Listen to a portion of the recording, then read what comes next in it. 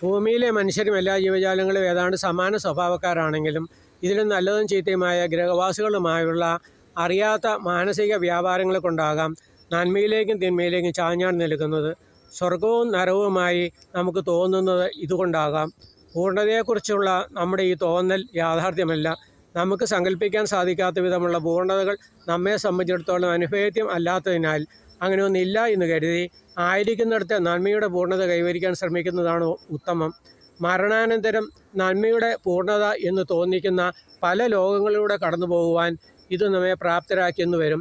നന്മകൾ ചെയ്യുന്നവർ കൂടുതൽ നന്മയും തിന്മ പ്രവർത്തിക്കുന്നവർ കൂടുതൽ ക്രൂരരുമായി നടക്കുന്നത് ഇതിൻ്റെ സൂചനയാണ്.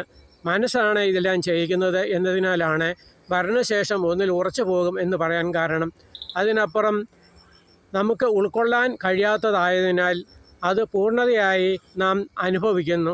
ഹബിൾ സ്പേസ് ടെലിസ്കോപ്പിലൂടെ യുറാനസിനെ നോക്കിയാൽ മനോഹരമായ നീല നിറത്തിലും ജെയിംസ് വെബ് ടെലിസ്കോപ്പിലൂടെ ആയാൽ ഗ്യാസ് രൂപത്തിലും എന്നതുപോലാണ് ഇപ്പോൾ നാം കാണുകയും മനസ്സിലാക്കുകയും ചെയ്യുന്നത് എല്ലാം തന്നെ.